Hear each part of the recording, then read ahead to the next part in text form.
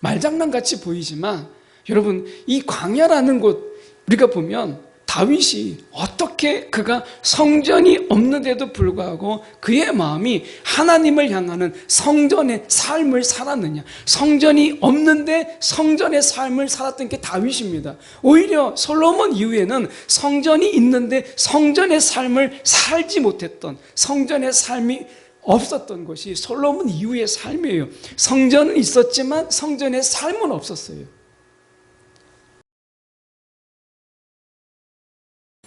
역대하 6장 1절에서 6절까지 말씀, 구약 성경으로 보실 분들은 661쪽의 말씀, 역대하 6장 1절에서 6절까지 말씀 제가 봉독해 올립니다.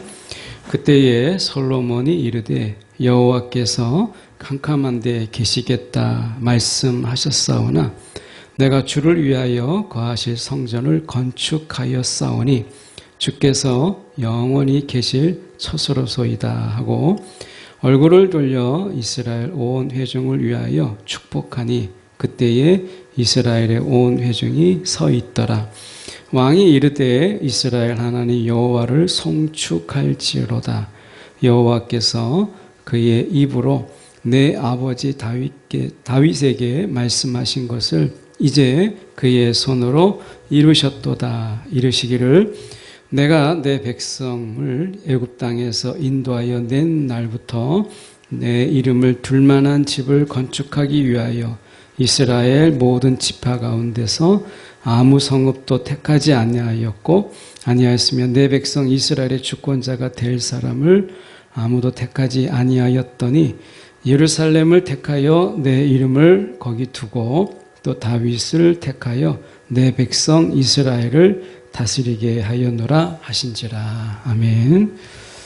오늘 이 말씀 가지고 인도하여 내면서까지 택하신 뜻이라는 제목으로 함께 말씀을 나누기를 원합니다. 하나님께서 택하신다고 한다면 그 택할 자들이 얼마나 많을까. 똑똑하고 잘나고 그리고 멋있고 예쁘고 하는 사람들이 많잖아요. 그런데 하나님께서 택하시고 또 택하신 자들 이렇게 보면 그렇게 내세울 만한 이런 자들이 많지 않다는 것을 우리가 보게 돼요. 그런 의미에서 우리가 생각해 보게 될 때 하나님이 우리의 삶 속에서 하나님의 택하심이라고 하는 것의 의미, 이 택함을 받은 자의 기쁨이 있잖아요. 택함을 받았다라고 하는 이 기쁨이 있는데 우리가 그 기쁨을 얼마나 누리고 살아가는가 하는 이 부분하고 이 하나님의 택하심의 의미가 무엇일까라는 부분을 우리가 좀 놓치고 사는 게 아닌가 하는 이런 부분 속에서 함께 하나님의 택하심, 그 의미 이런 부분들을 저희가 함께 좀 나눠보려고 합니다.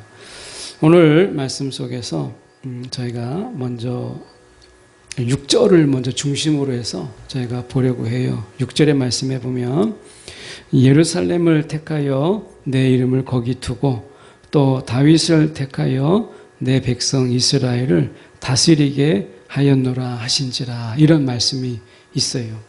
여기에서 우리가 보면 거기 두고 이 말과 다스리게 하였노라 라는 이 두 단어를 보면 우리가 영어를 써서 죄송한데 일종의 이 하야라고 하는 히브리어가 반복되는 것을 보게 돼요. 그래서 하나는 이 거기 두고라고 하는 것은 be there예요. 그러니까 be there.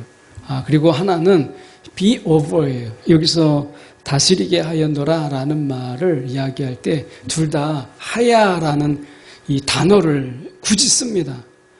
그래서 이 하야라는 게 비동사거든요. 뭐뭐이다 라고 하는 거예요. 근데 하나님이 거기에 두고라고 하는 이 be there라고 하는 이 말과 그리고 다스리게 한다라는 말이 많이 있는데 굳이 이 be over라고 하는 이 단어를 사용했어요. 그러니까 일부러 이 하야라는 이 단어를 반복되게 하시기 위한 것이죠. 그러면 이 의미가 무엇이냐?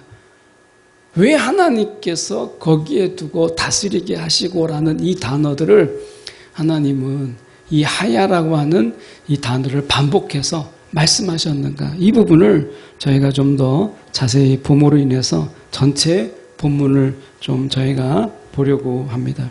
자, 말씀해 보시면 이렇게 말씀합니다. 2절을 잠깐 볼까요? 내가 주를 위하여 거하실 성전을 건축하였사오니 주께서 영원히 계실 처소로이다 하고 이렇게 되어 있습니다. 그러니까 다윗이 다윗이 성전을 건축하려고 할 때 하나님은 노 했어요. 그리고 우리가 그것을 지난주에 계속 몇 주 동안 살펴봤죠. 이제 그러면 그 성전을 완성한 그 솔로몬에게 하나님은 또 뭐라고 말씀하셨는가라는 부분을 보기 위해서 역대상과 역대하를 우리가 이어서 지금 보고 있는 이유거든요. 근데 2절에 보면 내가 주를 위하여 거하실 성전을 건축하였사오니 주께서 영원히 계실 처소로이다. 자, 하나님이 정말 집이 필요할까요? 하나님이 세상에 계시는데 하나님이 정말 집이 필요하고 거처가 필요하고 정말 그런 것이 정말 필요할까? 라고 하는 거예요. 아니죠. 하나님은 우리가 이 무소부재라는 단어로 쓰는데 아니 계신 곳이 없다. 하나님은 정말 그 말 그대로 아니 계신 곳이 없다. 이 말을 우리가 omnipresence라고 하는데 하나님은 아니 계신 곳이 없는 omnipresence의 하나님이세요. 그런데 굳이 하나님이 성전을 두고 그리고 그 속에다가 우리가 이 계실 처소를 두시는 이유가 무엇인가? 라고 하는 이 이유죠. 오늘 이 말씀 속에서 우리가 생각해 볼 때 왜 하나님은 이 성전과 처소를 두셨는가라고 했을 때 이것은 하나님이 거기에 계신다라는 말은 성전에 계신다 이 말이 아니라 하나님이 우리와 함께 계신다. 이 의미가 성전이에요. 성전은 하나님이 성전에 계신다가 아니라 하나님이 우리와 함께 계신다라고 하는 것을 눈으로 보이게 하신 것, 이게 성전이다라고 하는 거예요. 그래서 하나님의 이 성전이라고 하는 것은 우리와 함께 하신다라고 하는 것을 사람들에게 보이기 위한 것이지 하나님의 거처가 필요하기 때문에 그런 것은 아니다. 그러면 하나님이 왜 솔로몬에게 성전을 짓게 했느냐? 그것은 내가 너희들과 함께하고 있다. 우리와 함께하고 있다라고 하는 것을 말씀하시기 위해서 그런 거예요. 우리는 이 말의 의미를 크게 우리가 와닿지 않게 생각하죠. 하나님이 우리와 함께 계신다라고 하는 이 말의 의미를 크게 우리가 와닿지 못해요. 하나님이 우리와 함께 계신다라고 하는 이 말씀. 하나님이 어디든지 계시는데 왜 우리와 함께 계신다라고 하는 이 말의 의미. 여러분, 우리가 이 사랑하는 사람이 있어요. 그 사랑하는 사람이 있는데 전 세계 어디든지 갈 수 있죠. 그런데 그 사랑하는 사람이 나와 함께 한다라는 말의 의미가 뭐겠어요? 두 가지 의미가 있죠. 하나는 우리가 장소적으로 내 옆에 있다. 장소적으로. 그렇죠? 이것도 중요하지만 더 중요한 게 뭐예요? 그의 마음이 나에게 있다. 라고 하는 거잖아요. 그러니까 이 함께 있다라는 말의 중요한 의미는 지금 하나님이 우리와 함께 계신다라는 장소적인 의미. 이 장소적인 의미 속에서 하나님 마음의 거리가 지금 우리 가운데 아주 가까이 계시다라고 하는 것을 의미하는 거예요. 그러니까 성전은 하나님과의 그 간격이 우리가 아주 멀리 저 하늘 높은 곳에 우리가 이르지 못하는 그러니까 그곳에 계시는 하나님이 아니라 오늘 우리와 함께 하시는 어떻게 보면 마음의 거리가 굉장히 가까이 계시다라고 하는 것을 보이시는 거예요. 여러분, 하나님의 이 거리가 여러분 어떠세요? 마음의 거리. 우리가 이 물리적인 이 거리는 의미가 없어요. 우리가 있는 곳에 하나님이 항상 계시니까. 오히려 하나님을 피할 수 없어요. 우리는. 그렇다면 중요한 것은 이런 어떤 공간에서 하나님의 이 거리가 중요한 게 아니라 마음의 거리가 중요한 거죠. 신앙은 하나님과의 이 마음의 거리가 얼마나 가까운가라고 하는 것이죠. 여러분, 우리가 사랑이라고 하는 이 단어를 우리가 생각해 볼 때 이것은 뭐예요? 우리가 너무 같이 있고 싶어서 우리가 결혼이라고 하는 것을 통해서 우리가 더 이상 떨어지지 않는 것. 이게 이제 사랑이잖아요. 사랑은 같이 있지만 더 같이 있고 싶고, 보고 있지만 더 보고 싶은, 이게 이제 사랑인 거거든요. 그러니까 여러분, 누군가를 내가 사랑에 빠졌다라고 생각한다면 보고 있는데 더 보고 싶고, 같이 있는데 더 가까이 있고 싶고, 이게 이제 사랑인 거예요. 하나님은 우리를 사랑하시는 것을 성전을 통해서 보이신 거예요. 하나님이 우리를 사랑한다. 내가 너희 중에 함께하고 있다. 이 성전의 원래 모형은 어디에 있죠? 성막이죠. 성막. 성막이 뭐예요? 그 이스라엘이 12지파에 이렇게 진으로 둘러싸여 있을 때, 이스라엘 백성은 둘러싸여 있을 때 그 가운데 계신 것이 성막이었어요. 하나님은 그들 중에 함께 하신다. 이게 성막이고 이것의 발전이 성전이에요. 그러니까 하나님은 어디든지 내가 너희들과 함께 하고 있다. 내 마음은 너희들에게 있어. 이게 성전이라는 거예요. 내 마음은 너희들에게 있어. 이거예요. 지금도 변하지 않아요. 왜냐하면 저와 여러분이 성령이 거하시는 하나님의 전인 것을 알지 못하느냐. 이거 성전이라는 거예요. 이것은 뭐예요? 하나님의 마음이 우리에게 있다는 거예요. 하나님의 마음이 저와 여러분 가운데 있다는 거예요. 하나님은 다른 데 한눈을 팔지 않으세요. 하나님은 다른 데 한눈을 팔지 않아요. 하나님은 지금 이 성전을 통해 사시는 말씀이 나는 지금 너만 바라보고 있어. 나는 지금 내 마음이 전부가 너에게 있어. 이거를 말씀하시는 거예요. 이게 성전이라는 거예요. 성전. 다윗은요, 성전을 짓지 못하게 했지만 하나님이 다윗에게는 성전이 필요 없었어요. 왜냐하면 다윗의 모든 삶이 하나님께 포커스를 맞춰져 있었어요. 그의 삶 속에. 그의 삶은 하나님께 있었고 하나님은 그의 초점이 다윗에게 있었어요. 굳이 성전이라는 것을 통해서 이것을 보이실 필요가 없었어요. 그러나 이스라엘은 달랐죠. 솔로몬은 달랐어요. 이스라엘의 다윗의 왕조 이후의 사람들은 성전을 보고서도 하나님이 나를 보고 있다는 것을 망각하며 살았어요. 그래서 다윗의 길을 가지 않았어요. 성전이 있으면서도 성전을 잊어버렸고, 성전이 있는데도 불구하고 성전의 의미를 잊어버리고 살았던 게 이스라엘 백성이에요. 여러분 어떠세요?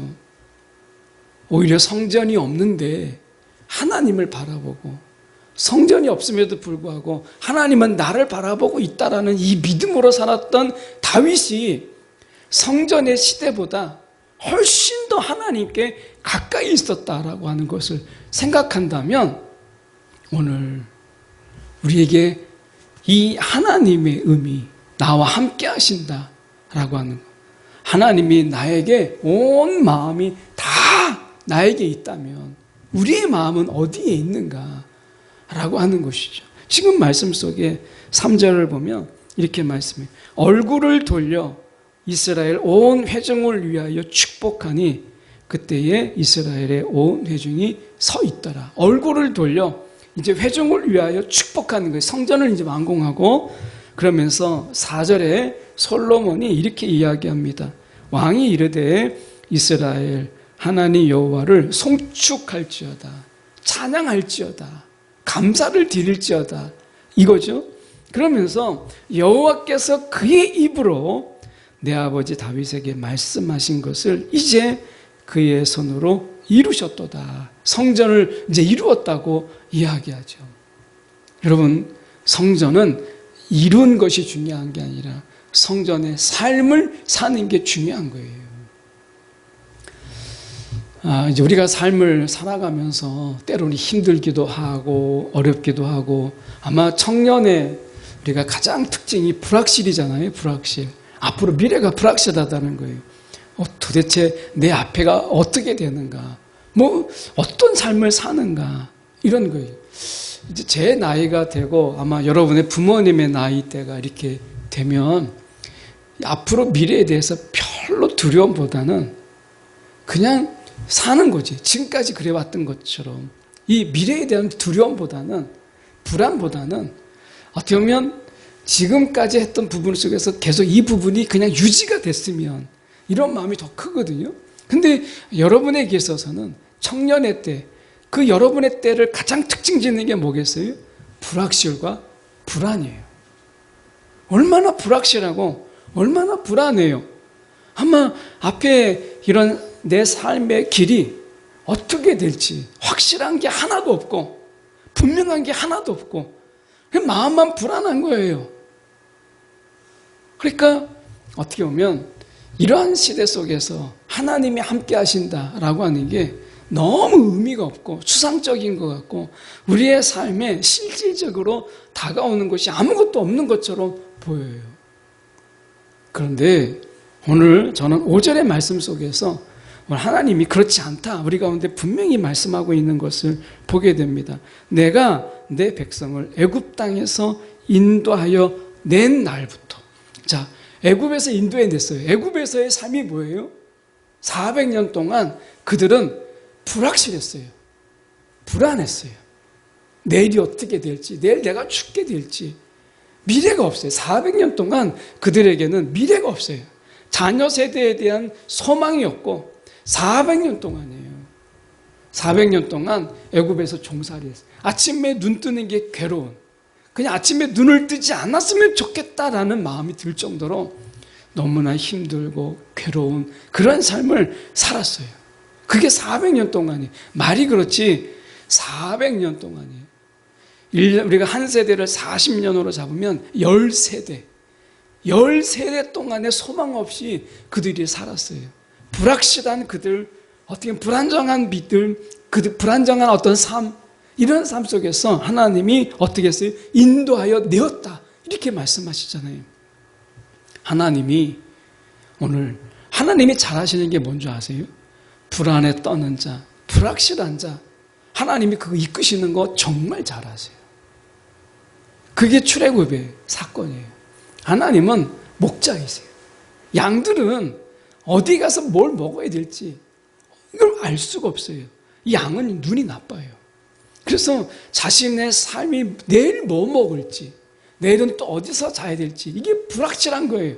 그런데 예수님은 목자가 되어서 그들을 인도하셨어요. 하나님이 잘하시는 게 뭐냐? 불확실해서 그리고 불안 가운데 그러니까 초조함 가운데 떠는 자들을 인도하시는 것. 이게 하나님이 정말 잘하시는 하나님의 장기예요. 이 말씀하시잖아요. 애굽 땅에서 인도해낸 날부터 내 이름을 둘 만한 집을 건축하기 위하여 이렇게 말씀하셨어요. 내 이름을 둘 만한 곳, 내 이름을 둔다. 하나님이 계실 만한 곳, 이것을 이야기하는 거죠. 하나님의 이름이 높아지고 하나님의 영광이 드러나게 되고 하나님의 명성이 높아지는 곳. 하나님께서 내 이름을 둘 만한 집을 건축하기 위하여, 그 다음에 보십시오. 하나님께서 모든 지파 가운데서 아무 성읍도 택하지 아니하였다. 하나님께서 그 다음에 내 이스라엘의 주권자가 될 만한 사람을 아무도 택하지 아니했다 라고 말씀하세요. 자, 하나님의 택하지 않음을 통해서 이스라엘 백성들은 광야를 거쳤어요. 광야 가운데서 하나님은 어디에도 택하지 않았어요. 가나안 땅, 그 땅으로 인도하셨어요. 여러분, 하나님은 실패하지 않으세요. 하나님의 인도함 속에서는 이스라엘 백성들이 광야 가운데서 그 불순종과 그리고 믿음 없음을 보였잖아요. 하나님이 그 광야를 지나갔어요. 이 하나님이 놀랍지 않아요? 모든 이스라엘 백성들이 하나님의 실패를 이야기했고, 그리고 광야 가운데서 하나님을 부정했어요. 하나님을 부인했어요. 그리고 금송아지를 만들었어요. 이건 뭐겠어요? 하나님의 전적인 실패죠. 그럼에도 불구하고 하나님께서는 그들을 어떻게 예루살렘을 택한 6절에 예루살렘을 택하여서 예루살렘까지 그들을 인도하셨다라고 하는 것이에요. 저와 여러분이 삶 속에서 광야를 지나갈 때가 있어요. 광야. 그런데 그 속에서도 우리가 잊지 말아야 될 것. 하나님이 여기를 택할까 저기를 택할까 알 수가 없는 거예요. 하나님이 계속해서 택하지 않고 여기다 저기다 말씀이 없는 거예요. 하나님이 야 네가 영원히 계속해서 평생을 있어야 될 곳이 이곳이야. 내가 너에게 준 곳이 바로 이곳이야. 하나님이 이렇게 말씀하지 않고 하나님이 지금 광야를 지나가는데 광야가 뭐예요? 택함이 없는 곳이에요. 택함이 없는 곳. 하나님이 이곳이다 저곳이다 하나님께서 택함이 없는 거예요. 우리의 삶 속에서 이 길이다 저 길이다 하나님이 좀 찝어주면 좋겠는데 하나님이 아무것도 택하지 않는 거예요. 그게 광야예요. 그런데 우리가 생각할 때는 광야가 시간의 낭비이고 인생의 낭비라고 생각을 하잖아요. 그런데 광야가 없으면 가나안 땅도 없어요. 광야를 거치지 않는 가나안 땅은 없다라고 하는 거예요. 여러분 광야가 없는 인생을 원하잖아요. 그런데 광야가 없으면 가나안 땅도 없어요. 하나님의 택하심이 없을 때 하나님의 택하심은 있는 거예요. 말장난같이 보이지만 여러분 이 광야라는 곳 우리가 보면 다윗이 어떻게 그가 성전이 없는데도 불구하고 그의 마음이 하나님을 향하는 성전의 삶을 살았느냐. 성전이 없는데 성전의 삶을 살았던 게 다윗입니다. 오히려 솔로몬 이후에는 성전이 있는데 성전의 삶을 살지 못했던 성전의 삶이 없었던 것이 솔로몬 이후의 삶이에요. 성전은 있었지만 성전의 삶은 없었어요. 어떻게 이게 가능했느냐? 간단해요. 다윗에게는 광야의 삶이 있었어요. 광야의 삶. 이 삶이 하나님을 바라보는 삶을 가능케 했다는 거예요. 여러분, 청년의 때를 사랑하세요. 이 답답함을 여러분 소중하게 생각하세요. 이 불확실과 이 불안, 빨리 벗어나고 싶다라고 생각하지만 여러분 이 순간이 다시는 없어요. 여러분의 삶 속에 이러한 순간들은 없어요. 근데 이 순간 가장 하나님을 내가 가장 간절히 찾고 내가 이 순간 하나님을 간절히 내가 바라던 이런 청년의 신앙의 때는 그렇게 흔치 않아요. 이 광야라고 하는 것, 이스라엘에게 광야라고 하는 것, 이것은 그들이 신앙이 흔들릴 때 호세아서를 보세요. 광야로 가자. 호세아서. 영적으로 타락하고 영적으로 간음하는 그런 시대 속에서 호세아가 외치는 게 뭐예요? 광야로 가자. 그게 뭐예요? 하나님과 나와 딱 둘이만 있는 곳. 우상도 없고 하나님만 나와 딱 둘이만 있는 곳. 광야가 뭐냐? 아무것도 없지만 하나님과 나와 딱 둘이 있는 그것이 광야예요. 광야. 광야를 지나가는 게 중요한 게 아니라 시간의 낭비라고 생각하지 말고 광야, 나와 딱 하나님이 둘만 있는 바로 그 장소, 사랑의 장소. 이게 광야라는 거예요. 광야를 사랑하세요. 나와 하나님이 둘만 있는 그 공간을 사랑하세요. 하나님께서 그들에게 택하였다. 6절에 예루살렘을 택하여 거기 두고 하나님이 거기에 두었다. 거기에. Be there. 하나님이 거기에 두었다. 이렇게 말씀하시잖아요. 하나님이 너무나 아끼시기 때문에 하나님께서 거기에 두었다라는 거예요. 여러분 중에 소중한 것 있잖아요. 아끼는 것. 그럴 때 아무데나 둡니까? 아니에요. 내가 소중하게 생각하는 것은 내가 마음에 두고 있는 바로 거기에 두어요. 바로 거기에 두어요. 하나님이 지금 거기에 두었다라는 것은 장소적인 의미가 아니라 하나님이 마음에 있는 바로 그곳에 하나님께서 거기에 두었다. 거기에 있게 하였다. 라고 하는 거예요. 거기에 있게 하였다. 이게 우리라는 거예요, 우리. 하나님이 지금 가장 눈여겨보고 하나님이 가장 마음에 두신 바로 그곳에 하나님이 저와 여러분을 거기에 있게 하셨다. Be there. 거기에 두었다라고 하는 거예요.